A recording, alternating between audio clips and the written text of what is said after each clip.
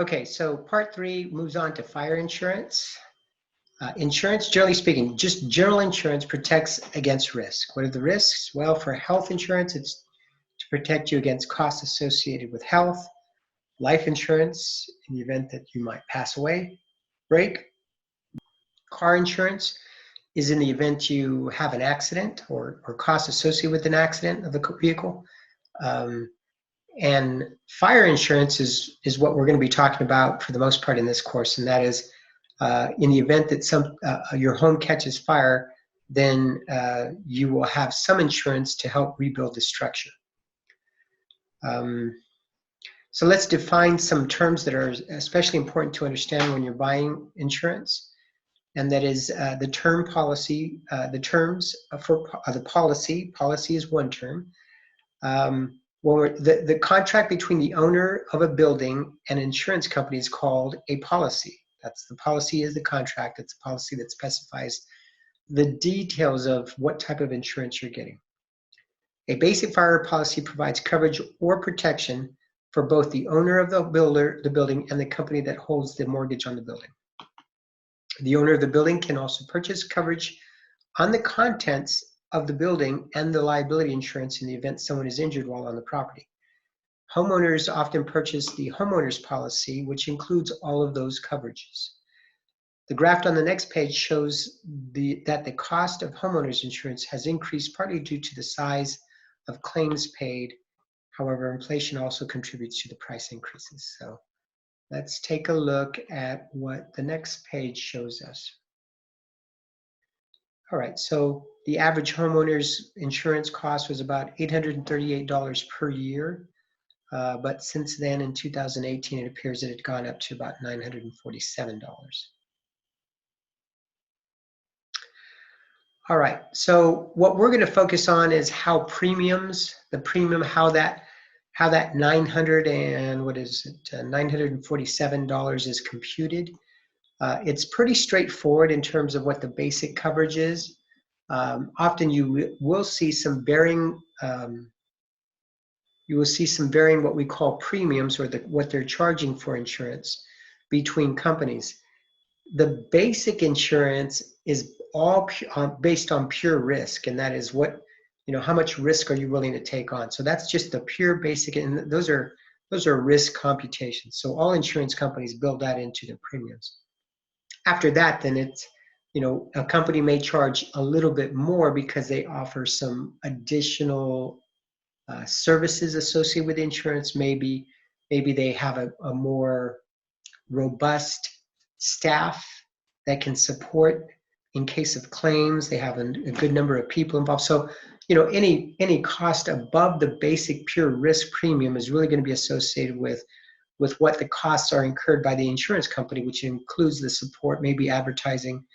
So let's take a look at this. Insurance company employees use computers to determine premiums. So here's a table, an example of a table that's really going to be based on the building classification, what type of building it is, whether it's A, B, or C. And A, B, or C may be a function of what it's made of, or whether it's wood, brick, or steel. That would pretty much put a building in a certain classification. And then there's a territorial rating, which means in certain areas of the world, there's a higher risk. If your building is located in a downtown metropolitan area that is relatively safe, then it might be a lower rating. If your building is located in the woods where forest fires happen regularly, then maybe you're going to have a higher rate or risk associated with it. So classification, the type of building, and also territory. Those are the two. And then all you have to really know is what is the classification and what is the territory of that building, and that's going to dictate the price.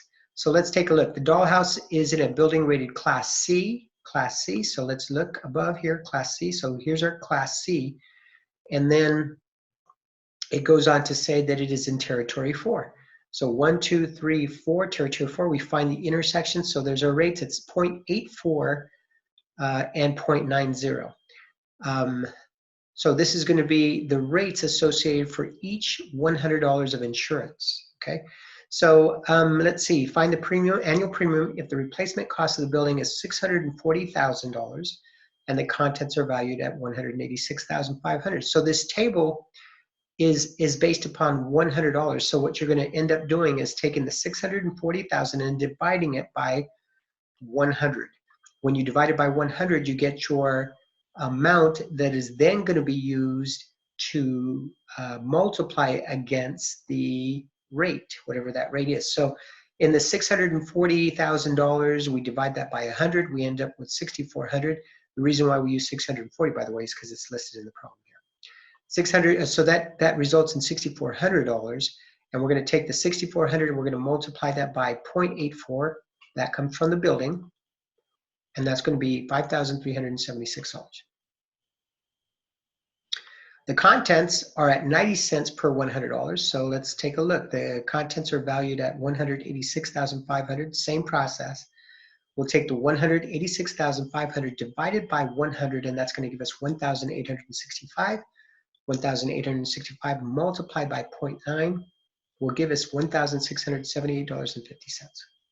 So the total cost, including the building and the content, would be the total of these two, which is $5,376 plus the $1,678, and that is $7,054.50. The next page goes on to talk about the use of co-insurance, and there's a formula associated with that. So most fire damage only a portion of a building and the contents. Usually the fire people come and they put the fire out before it has complete loss or complete damage. Since complete destruction of the building is rare, many owners save money by buying insurance for only a portion of the value of the buildings and the contents. Realizing this, insurance companies place a co-insurance clause in almost all fire insurance policies. Effectively, the business assumes part of the risk of a loss under co-insurance. Replacement cost refers to the cost to replace a building in the event it is completely destroyed. It may surprise you to learn that the replacement cost of an older building is often far greater than the fair market value, since new construction costs often exceed the value of older buildings.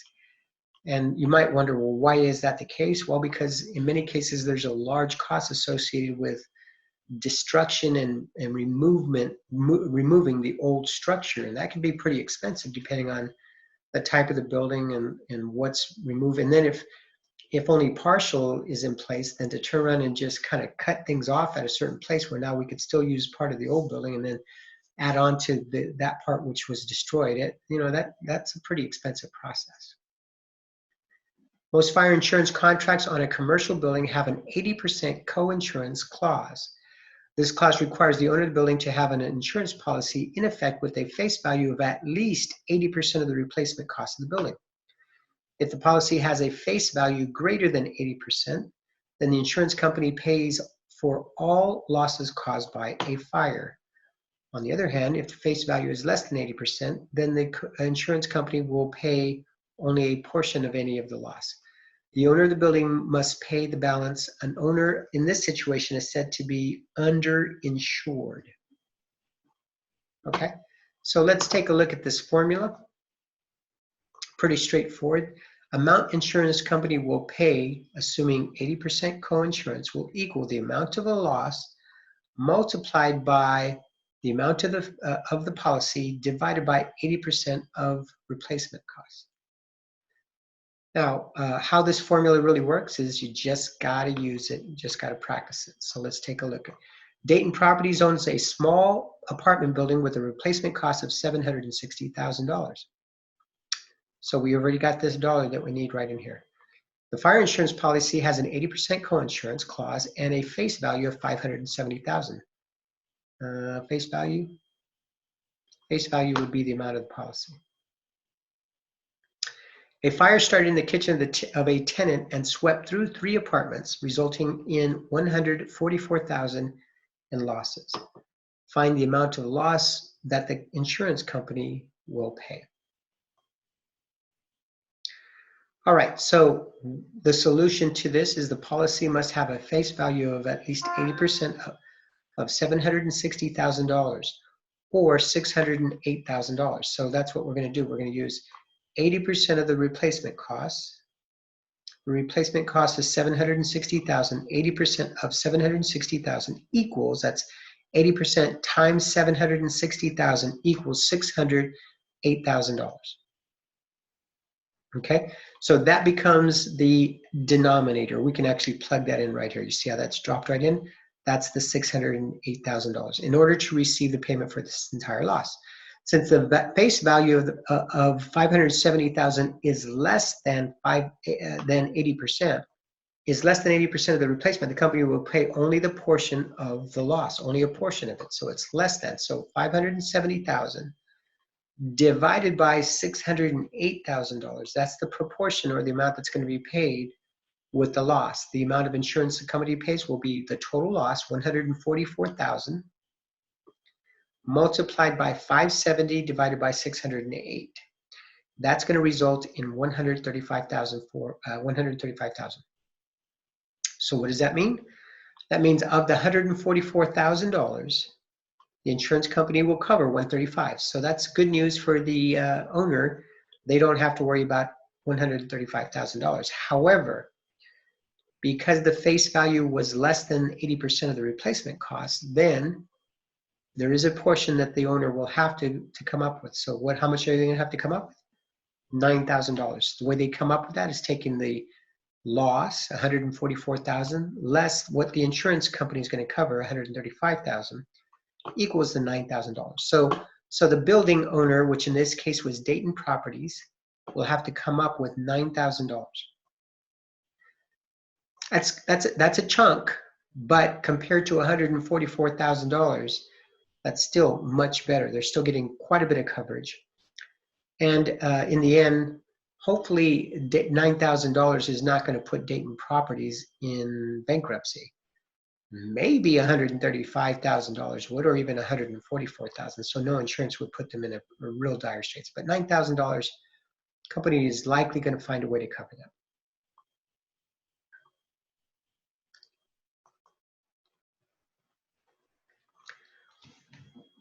Example number 3, a Swedish investment group owns a warehouse with a replacement cost of $3,450,000.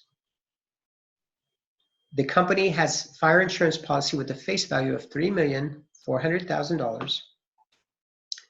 The policy has an 80% coinsurance feature.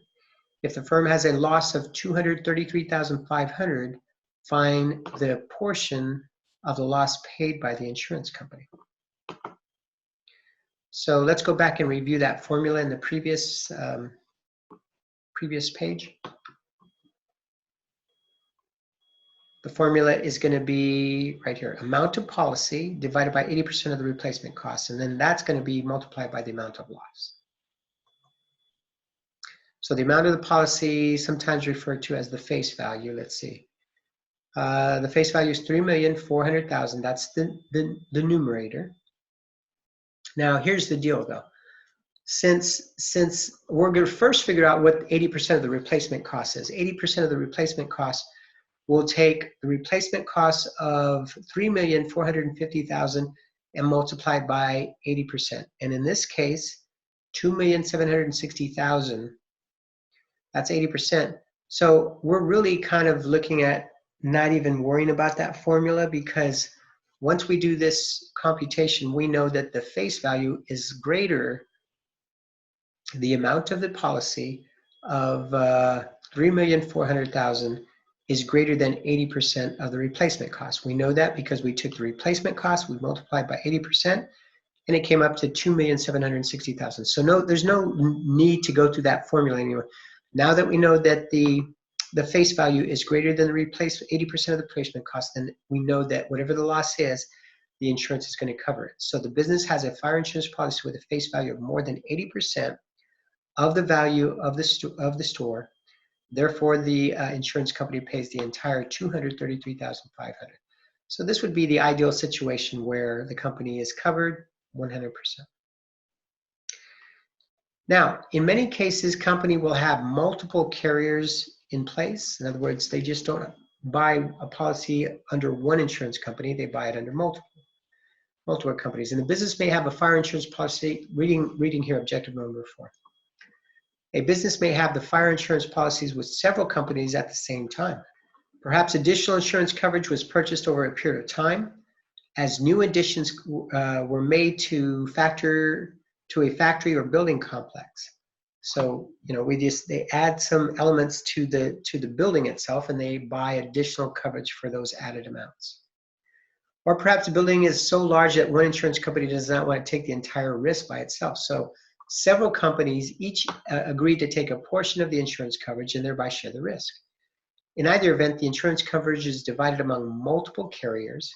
When the insurance claim is made against multiple carriers, each insurance company pays its fractional portion of the total claims on the property. Okay, so in example number 4, Youngblood Apartments has an insured loss of $1,800,000 while having insurance coverage beyond its coinsurance requirements. So we don't have to worry about that previous formula to try to figure out how much is going to be covered. It's got coverage beyond the coinsurance amount, so it should be good to go. The insurance is divided amongst among company A for $5,900,000, company B for $4,425,000, and company C for $1,475,000. All right, so they're going to cover this for 100% of the loss. So the only question then becomes is how much is each company going to pay? Well, the way it's going to work is they're all going to pay a prorated amount, a proportionate amount of what they're covering. So when we got to come up with that prorated amount. And the way we do that is we simply figure, well, how much is each offering to cover? $5,900,000, that's company A. $4,425,000, that's company B. And company C is $1,475,000. Now, if we add all of these up, we're going to come up with a total of $11,800,000. So all we have to do is figure out, well, what proportion of that of the total does each company cover? So the way we do that is we take company A, we take their coverage of $5,900,000, and we divide it by $11,800,000. Well, that happens to be equal to exactly 1/2 of the loss, or 50%. 0.5 is when you do a calculation, it'll be 0.5. Company B is going to be $4,425,000 divided by $11,800,000. That's going to be 3/8 of the loss. And then company C is going to be $1,475,000 divided by $11,800,000. That's going to be 1/8 of the loss. Now, if you add 1/2, 3/8, and 1/8, you're going to end up with 100%. Okay, so but to make life easier, all we have to do is, okay, so now what was the loss? What was the loss amount? The loss amount was $1,800,000. So company A is going to pay for half of it because that's the proportion that they have. 1/2 of $1,800,000, that's $900,000. So they're going to send a check for $900,000. Company B is going to pay 3/8 of it. 3/8 times $1,800,000 is going to be $675,000. And company C is going to pay 1/8. 1/8 times $1,800,000 is $225,000. So we're going to add this up. That's going to equal to the total coverage of $1,800,000. So it's going to be covered. That's how we break down each insurance company's coverage for the total. Example number 5, the fire damage to a small shopping center with a replacement cost of $4,800,000 was limited to $420,000 thanks to an advanced sprinkler system. The insurance coverage is divided between company A, B. Find the amount of loss paid by each company, assuming management had full coverage. Well, it kind of looks like this is a repeat, but let's take a look. So the total loss was $420. Now what we have to do is figure out the proportion of each. So what we're going to do is confirm that they had total coverage. Total insurance coverage would be $2 million plus $1,200,000. That's $2 million plus $1,200,000. That together is $3,200,000. Now, you know what? In this case, they don't have the complete coverage, because if we take 80% of $4,800,000, 80% of $4,800,000 is going to be 3,840,000. So they really didn't have everything coverage. Well, when it says full coverage, it doesn't really mean full coverage. It means they had coverage for all elements of risk, but they are shy on the proportion. So in this case, we figured out that in fact they don't have complete coverage. Well, how much is the insurance going to cover? Well, we're going to take 3,200,000, which we figured out by adding the coverages, and then we're going to divide that by the 80% of 4,800,000. That's going to be the proportion amount. The loss was 420,000. We're going to multiply that by that proportionate amount, and we're going to come up with 350,000. So the insurance company is going to cover 350,000 of the 420. Now that we have this coverage between the two companies, now we can figure out what prorated amount is each company going to pay for. Company A is going to be 2 million, that's their coverage, divided by 3,200,000, that's the total coverage of both insurance carriers. That proportionate amount will be multiplied by the 350,000 that we computed here, and that gives us 218,750. So company A is going to pay 218,750. On the other hand, company B is going to take the same computation, except instead of the 2 million, because they're not covering for 2 million, they're only covering for 1,200,000. So we're going to take that proportion, 1,200,000 divided by the $3,200,000 and multiply it by $350,000, and that's going to give us 131,250. So if we add these two together, we're going to end up with $350,000, of which, of the total 350,000, company A is going to pay 218,750, and company B is going to cover 131,250. Okay, so objective number 5 in the same section is going to talk about additional insurance coverages. There's disability insurance. This pays when monthly payments in the event somebody is disabled. Sometimes this is very expensive insurance, by the way, but sometimes employers offer that as a benefit so that it's less expensive. Either employees pay for it on behalf of themselves, but they pay it through the company, or the company just pays for it outright. It's like a benefit. Although all employees in the state of California do have to pay an insurance premium to the state disability insurance, and so therefore that makes you eligible to submit claims in the event that you are disabled to the state of California. Homeowners insurance pays a homeowner in the event of fire, theft, or accidents. Liability insurance protects business owners against lawsuits, and long-term care insurance pays for nursing home costs. You also have health insurance. Health insurance pays for medical expenses. Renter's insurance protects a renter against losses of his personal property. And then workers' compensation pays employees for injuries while on the job. By the way, this is required by state law in the state of California. So employers who have employees are required to pay for workers' comp insurance. Workers' compensation insurance is relatively expensive, particularly for those